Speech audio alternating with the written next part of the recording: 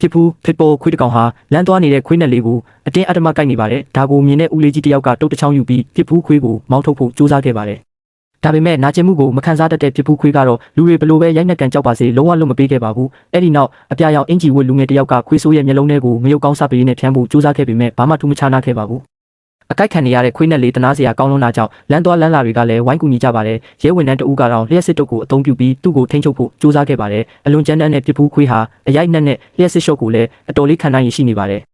ရဲဝန်ထမ်းတွေနဲ့လမ်းသွားလမ်းလာတွေဝိုင်းဝန်းတားဆီးပေမဲ့လည်းသူ့ကိုဆွဲခွာလို့မရနိုင်ခဲ့ပါဘူးဖြစ်ဘူးခွေးဟာပို့ပြီးတော့တောင်ပြင်းပြင်းထန်ထန်ကိုက်နေပါသေးတယ်သူဟာခွေးနဲ့လေးကိုလုံးဝမလွတ်တမ်းကိုက်ထားတာပါခွေးနဲ့လေးခါများမှာတော့အဆက်မပြတ်အော်ဟစ်နေုံမှတပါအခြားမရှိပါဘူး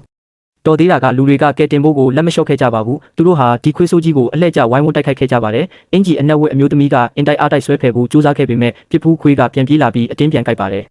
ကံကောင်းထောက်မှစွာနဲ့အဲ့ဒီအမျိုးသမီးရဲ့အားဆိုင်မှုနဲ့လမ်းသွားလမ်းလာတွေရဲ့စူပေါင်းအားကြောင့်ခွေးနဲ့လေးကိုနောက်ဆုံးမှာအောင်မြင်စွာကဲတင်နိုင်ခဲ့ပါတယ်ဒီမြင်ကွင်းဟာတကယ်ကိုထိတ်လန့်တုန်လှုပ်စရာကောင်းလာပါတယ်